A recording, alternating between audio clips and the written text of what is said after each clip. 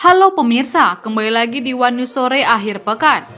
Hari ini, One News Sore Akhir Pekan akan merangkum informasi mengenai penerimaan bea cukai Amerika Serikat melonjak pada bulan Juni lalu hingga mencapai 113 miliar US dollar atau setara 1.830 triliun rupiah, rekor tertinggi dalam satu tahun fiskal. Kondisi ini seiring dengan kebijakan Presiden Amerika Serikat Donald Trump yang menaikkan tarif impor.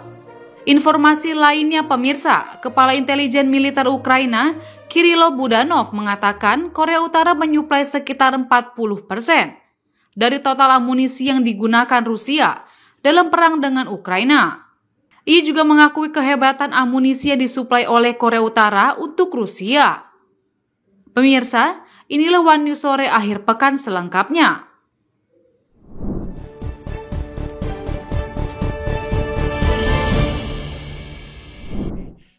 Large tax that we know about, and a VAT tax, and it's a very substantial one.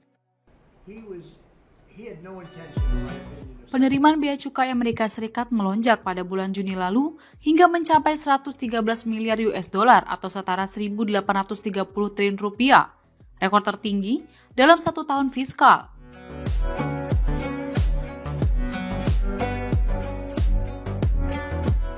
Kondisi ini seiring dengan kebijakan Presiden Donald Trump yang menaikkan tarif impor.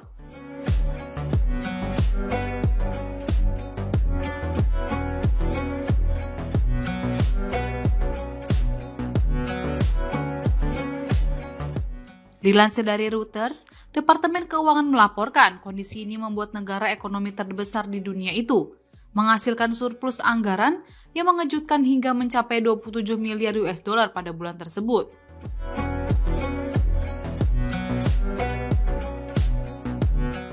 Tercatat, tarif mulai menjadi penyumbang pendapatan yang signifikan bagi pemerintah federal.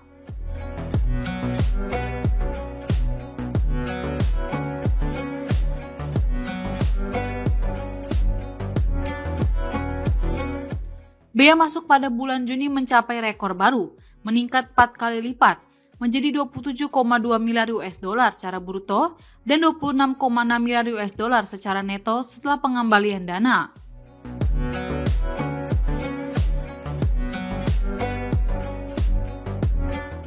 Menteri Keuangan Amerika Serikat Scott Bessent mengatakan hasil tersebut menunjukkan Amerika Serikat menuai hasil dari agenda tarif Trump.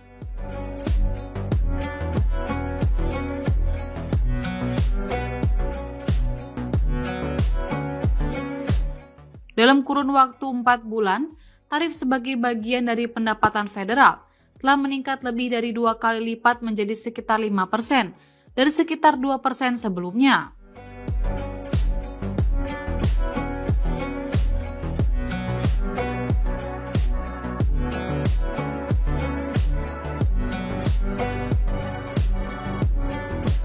Selama 9 bulan pertama pada tahun fiskal 2025, penerimaan bea cukai mencapai rekor sebesar 113,3 miliar US dollar secara bruto dan 108 miliar US dollar secara neto. Bahkan bisa hampir 2 kali lipat dari penerimaan tahun sebelumnya.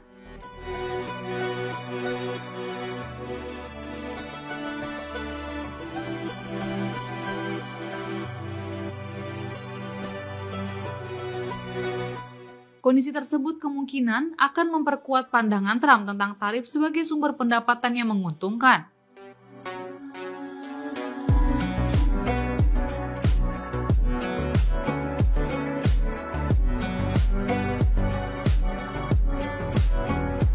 Sekaligus alat untuk menegakkan kebijakan luar negeri non-perdagangan.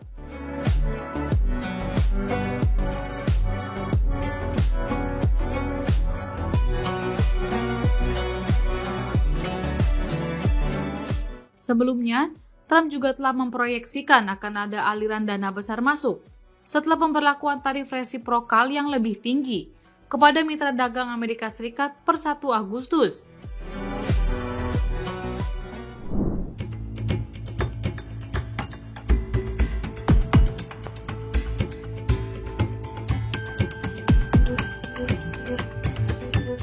Kepala Intelijen Militer Ukraina, Kirilo Budanov, menyatakan bahwa Korea Utara menyuplai hingga 40% dari total amunisi yang digunakan Rusia untuk menyerang Ukraina.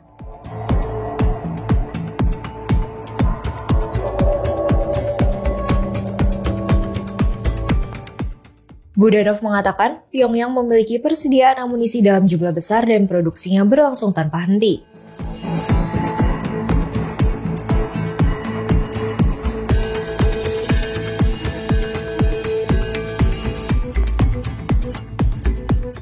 Ia menjelaskan bahwa dukungan Korea Utara tak terbatas pada amunisi, tetapi juga meliputi rudal balistik dan sistem artileri.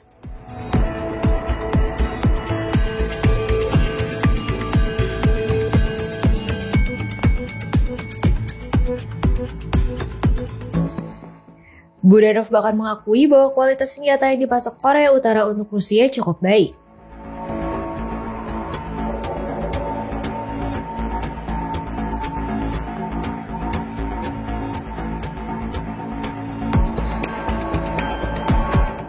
Ia menambahkan sekitar 60% kerugian di unit intelijen Ukraina dalam 3 bulan terakhir disebabkan oleh artileri yang menggunakan persenjataan buatan Korea Utara.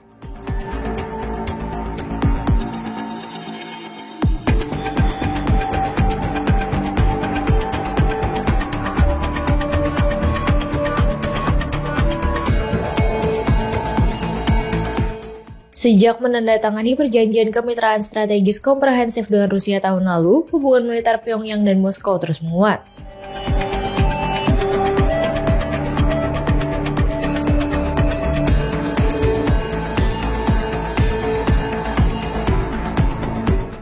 Intelijen Ukraina dan Barat menilai bahwa suplai senjata dari Korea Utara turut memperpanjang konflik di Ukraina.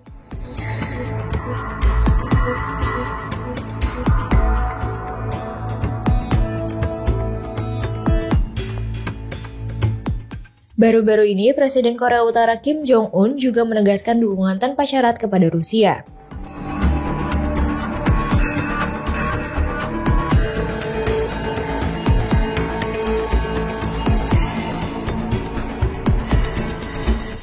Dalam pertemuan dengan Menteri Luar Negeri Rusia, Sergei Lavrov, Kim menyatakan negaranya berada di belakang.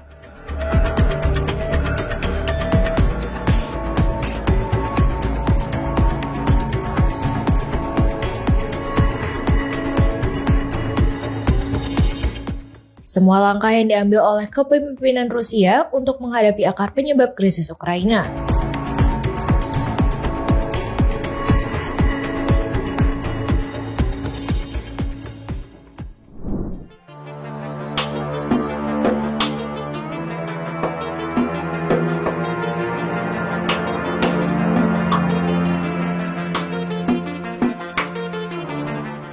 Rusia menggempur Ukraina dengan ratusan pesawat tak berawak dan puluhan rudal pada Sabtu 12 Juli 2025 dalam serangan besar keempat sepanjang bulan ini.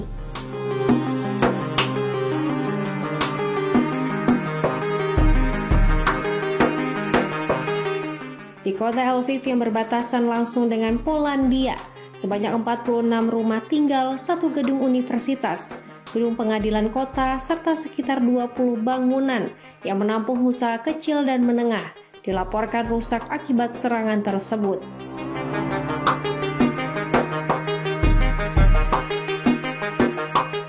Layanan Darurat Negara Ukraina merilis sebuah video yang memperlihatkan petugas pemadam kebakaran sedang memadamkan api di berbagai titik di kota itu.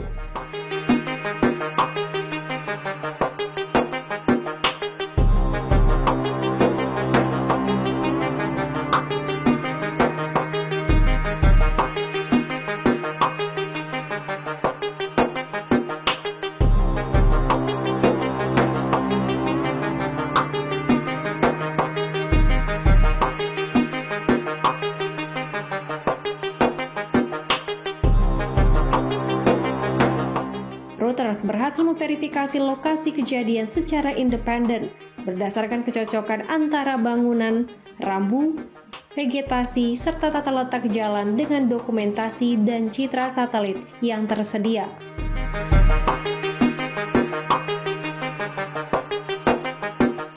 Verifikasi ini juga diperkuat oleh rekaman video milik Reuters yang diambil langsung dari lokasi kejadian.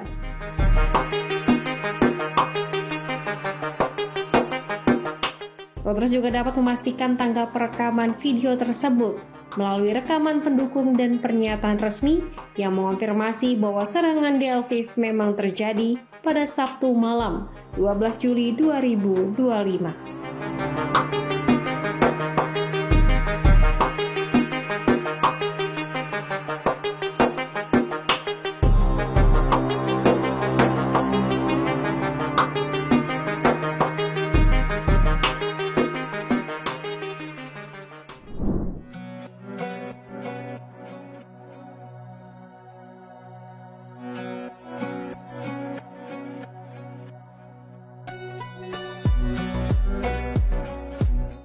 Polemik mengenai kehasilan ijazah Presiden ke-7 RI Joko Widodo atau Jokowi masih tak kunjung usai, kini memasuki babak baru.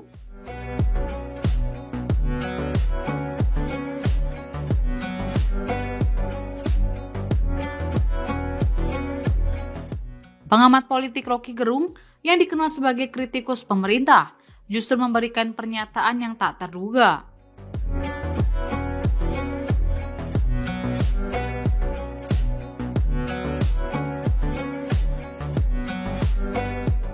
Dalam sebuah siniar di kanal YouTube Henry Satrio Official, Rocky dengan tegas menyatakan bahwa ijazah Jokowi adalah asli, namun pemiliknya yang palsu.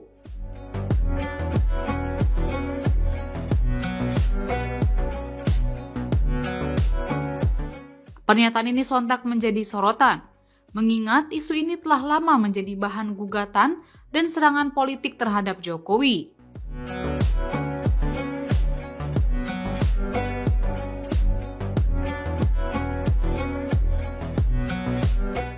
Lalu Henry Satrio atau Hensat menanyakan apakah isu ijazah ini sengaja dibina oleh Jokowi atau murni tudingan dari Roy Suryo CS.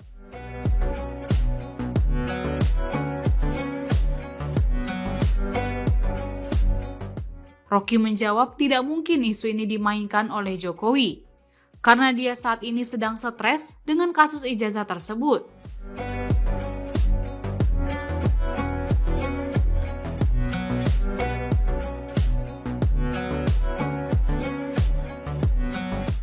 Ketika Hensat menyinggung tudingan bahwa ijazah Jokowi dicetak di Pasar Pramuka, Rocky mengakui hal itu agak kelewatan.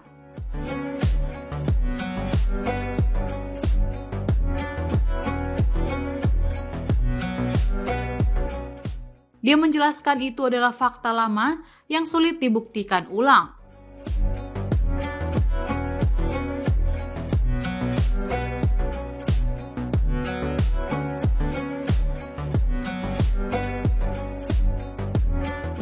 Rocky menyebut jika tudingan ijazah itu dicetak di Pasar Pramuka dibantah, maka proses pembuktian akan kembali dari awal.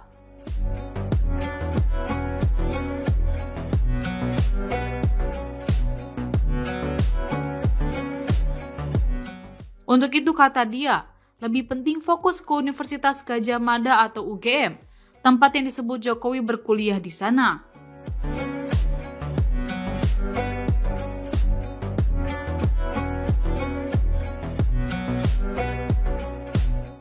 Rocky juga memperingatkan bahwa sensasi terkait ijazah Jokowi bisa melebar dan bahkan menyeret pihak lain.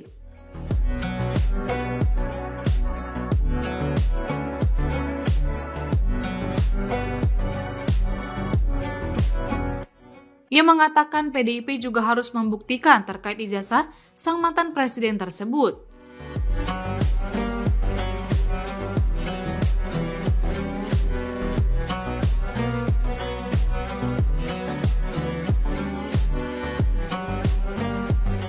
Sebelumnya, Rocky mengatakan bahwa banyak publik yang menunggu kejujuran Jokowi soal kasus ijazah palsu.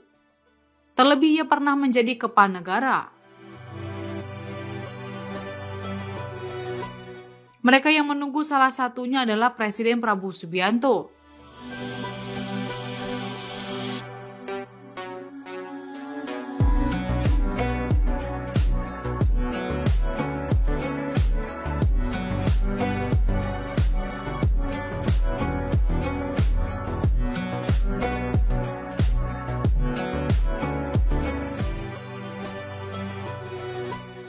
Menurut Rocky Gerung, pihak UGM lah yang seharusnya segera mengungkapkan kebenaran ini.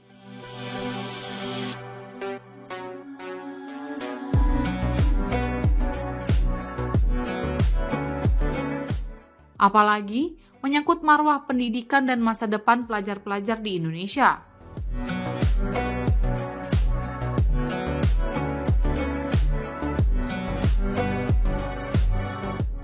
Oleh sebab itu, Rocky Gerung berharap baik Jokowi, KPU maupun UGM segera angkat bicara mengenai polemik ini.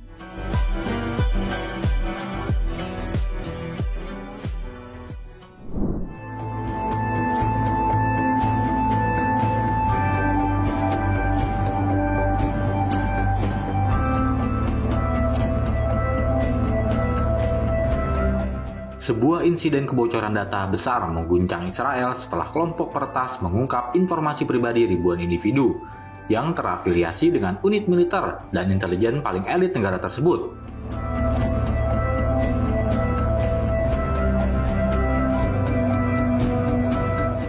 Para ahli menyebut kebocoran ini sebagai salah satu pelanggaran siber paling mengkhawatirkan dalam beberapa tahun terakhir.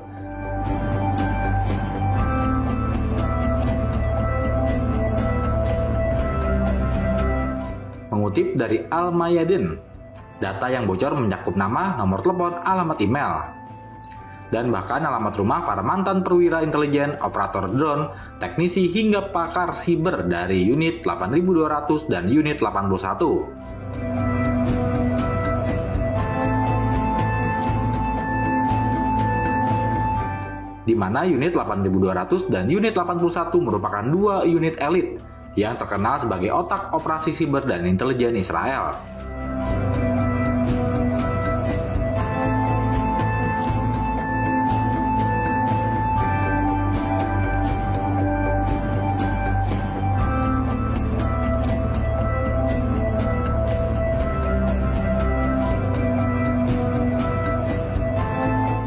Tidak hanya itu, personil yang memiliki kaitan dengan kantor Perdana Menteri dan Kementerian Keamanan juga termasuk dalam daftar.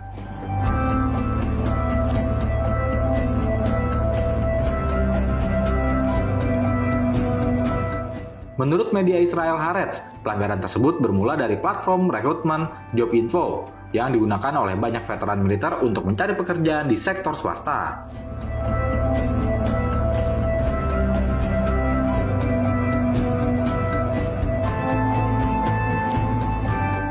Resum dalam bahasa Inggris dan Ibrani yang memuat detail sensitif tentang pengamanan militer dan teknologi intelijen menjadi celah bagi peretasan massal.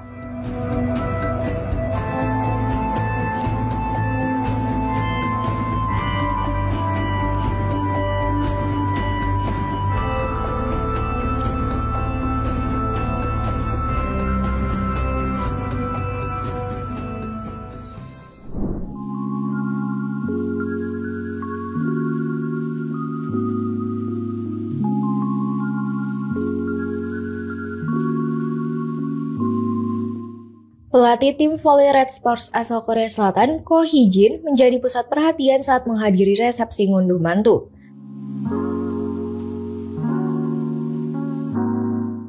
Pasangan Megawati Hangestri Pertiwi dan Dio Novandra yang digelar di Geraha YKP Surabaya, Jawa Timur Sabtu 12 Juli siang. Kehadiran Ko Hee-jin langsung menarik perhatian para tamu undangan, khususnya ibu-ibu.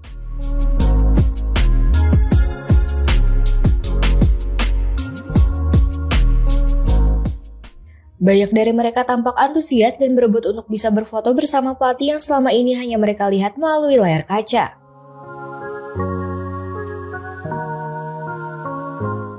Megawati Hangestri Pertiwi merupakan mantan anak asuh Ko Hee-jin saat membela Red Sparks di Liga Voli Korea Selatan.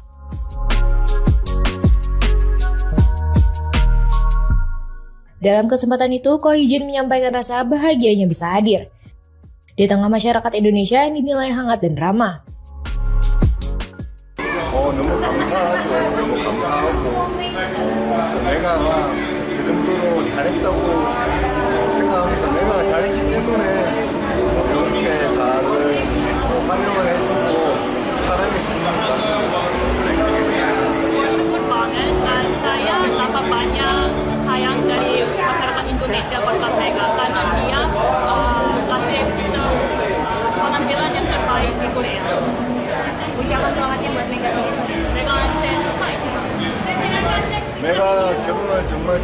먹고 디오랑 행복하게 건강하게 잘 살면 좋겠다. Mereka selamat menikah ya sama Dio, harus selalu sehat dan menikmati kehidupannya. Para tamu undangan mengaku senang bisa bertemu langsung dan berfoto dengan pelatih murah senyum tersebut.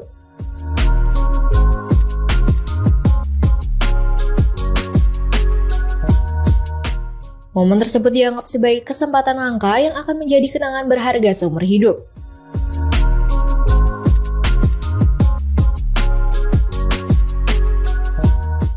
Acara resepsi turut dihadiri keluarga besar Dio dan para kerabat yang datang dari berbagai daerah khususnya dari Surabaya.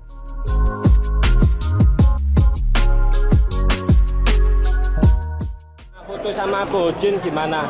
Seneng rasanya, seneng sekali foto sama artis atlet Korea. Pelatih Evo juga. Iya. Dia cukup kenatannya cukup banyak. Apa ya? Kami gitu loh ya sama orang Indonesia ini kita orangnya cakep juga. Ramah. Nanti rencananya fotonya diapakan, Bu? Foto buat kenang-kenangan atau dipasang di Figura? Ya di apa ya kan? Koleksi pribadi lah. Nanti masukin apa gitu. Jadi kita nggak mungkin ya bisa foto kayak gini. Mumpung, Bu ya? Ya, Kesempatan lah, Mas. orangnya juga seneng banget sih kayak. Kita kan tetangganya Mas Dio. Jadi sering ketemu, mereka sering ketemu, Mas. Oh, gitu. Jadi ini tadi, nah ini pelatihnya Pak.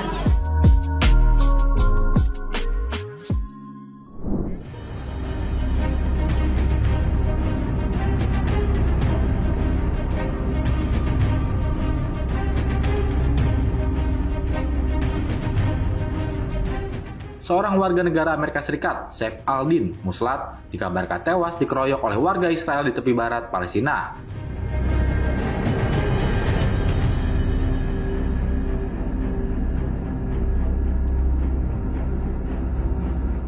Pihak Gedung Putih lewat Departemen Luar Negeri Amerika Serikat mengonfirmasi laporan kematian seorang warganya. Ia dipukuli hingga tewas oleh pemukim Israel di kota Sinjil, utara Ramallah pada Jumat 11 Juli 2025.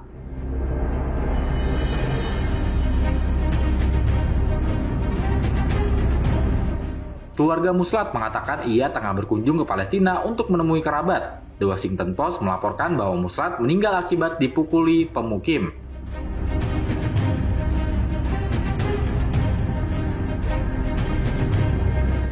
Seorang juru bicara Departemen Luar Negeri Amerika Serikat mengatakan kepada Reuters bahwa pihaknya mengetahui laporan kematian tersebut. Namun pejabat itu menolak berkomentar lebih jauh dan pilih bungkam demi menghormati privasi keluarga korban.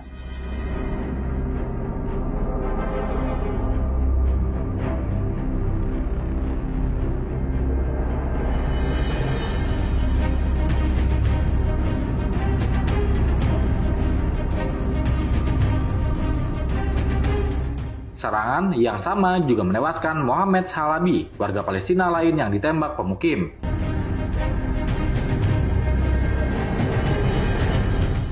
Insiden ini memicu kecaman luas dan sorotan pada meningkatnya kekerasan pemukim di tepi barat.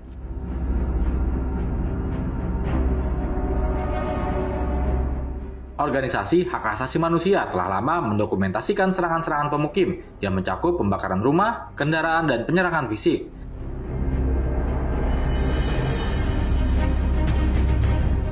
Serangan-serangan itu sering mendapat perlindungan atau pengawalan militer Israel.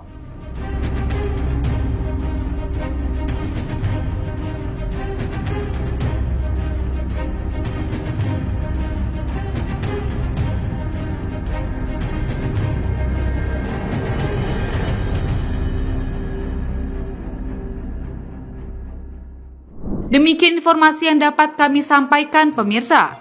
Terima kasih telah bergabung bersama kami. Sampai jumpa di One News Sore akhir pekan berikutnya. Setiap pukul 7 malam, hanya di kanal YouTube TV One News.com.